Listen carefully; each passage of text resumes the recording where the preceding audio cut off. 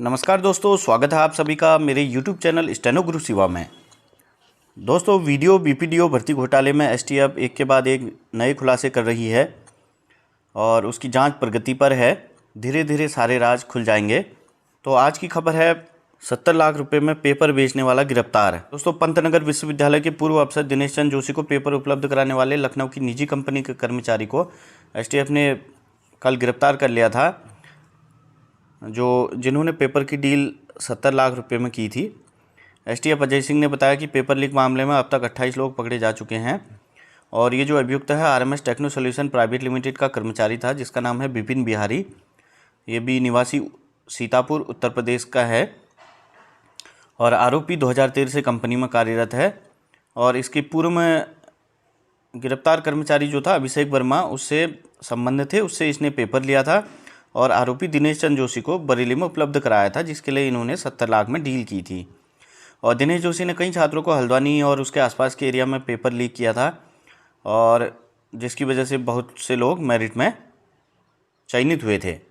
लखनऊ की कंपनी के मालिक राजेश चौहान की गिरफ्तारी के बाद एसटीएफ उन रिश्तेदारों एवं मित्रों को तलाश कर रही है जिन्हें उसने रुपये दिलवाए थे। कई रिश्तेदारों से एसटीएफ ने पूछताछ की है।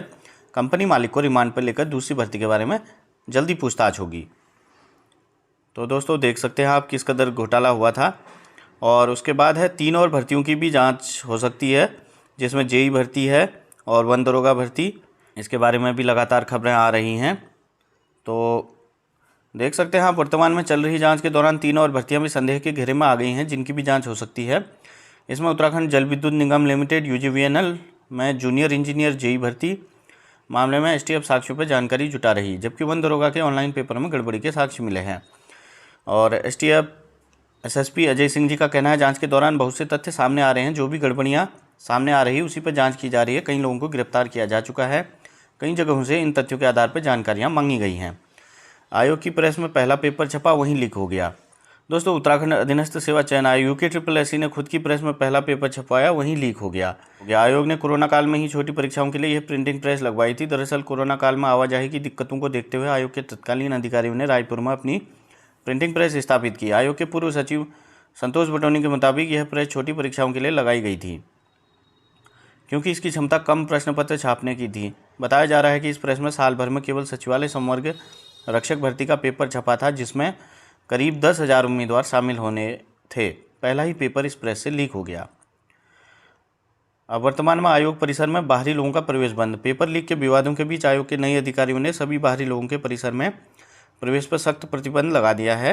उसके लिए शुक्रवार को टाइमिंग दिया हुआ है, 4 से 5 आप उस समय मिल सकते हैं, कई अभ्यर्थी जो भी हैं।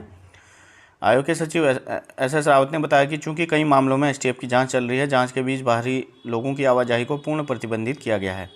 उम्मीदवारों के ज्ञापन या शिकायतें भी आयोग के गेट पर ही रिसीव की जा रही हैं। दोस्तों, पेपर बेचने वाला कंपनी का एक और कर्मचारी दबोचा। पेपर लीक मामले में एसटीएफ ने आरएमएस टेक्नो सॉल्यूशन के एक और कर्मचारी को गिरफ्तार कर लिया है। उसने पेपर चुराने वाले से फोटोकॉपी ली और पंतनगर विश्वविद्यालय के पूर्व अफसर यानी दिनेश चंद्र जोशी को 70 लाख रुपए में बेचा था। वो कर्मचारी विपिन बिहारी निवासी सीतापुर है। इसके बारे में मैं पहले बात कर चुका हूँ।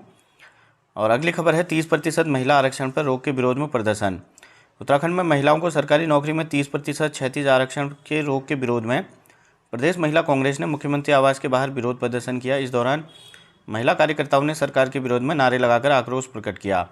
प्रदेश महिला कांग्रेस अध्यक्ष ज्योति रौतेला के नेतृत्व में सोमवार को महिलाएं सीएम आवास के मुख्य गेट तक पहुंची। अध्यक्ष रौतेला ने आरक्षण मामले में सरकार पर हाईकोर्ट में कमजोर पैरवी करने का आरोप लगाया है।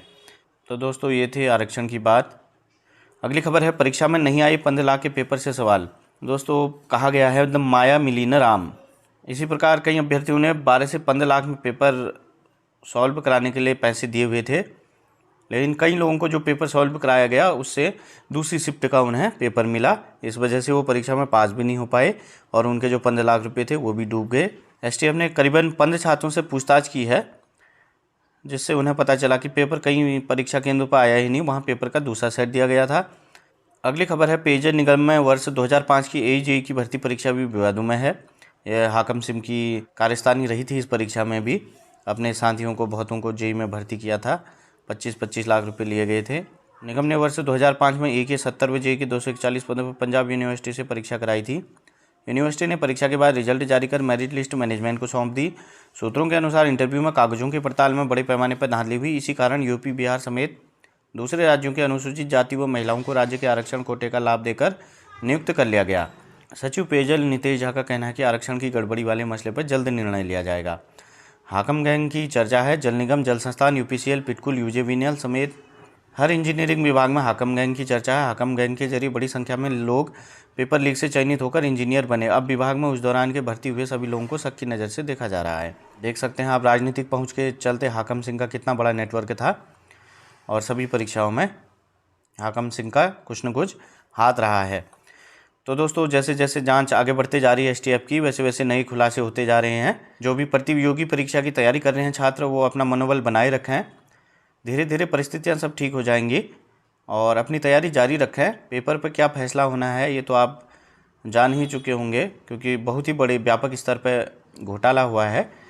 तो आपको निराश होने की ज़रूरत नहीं है और आप इतने सक्षम हैं, आपने इतनी तैयारी कर ली है कि आप हर 5 में से 2 पेपर आसानी से निकाल सकते हैं। और अगर आपको निराशा लगती है तो आप मेरा इंट्रोडक्शन वीडियो है, आप उसको देखकर मोटिवेट हो सकते हैं, क्योंकि आप में वो क्षमताएं हैं कि आप कोई भी पेपर क्रैक कर सकते हैं। आज तक तो भर्ती घोटाला हो रहा था, इस वजह से मेहनत वालों को मौका नहीं मिल रहा था, लेकिन आप सभी में वो काबिलियत है कि आप सारे पेपर क्रैक कर सकते हैं।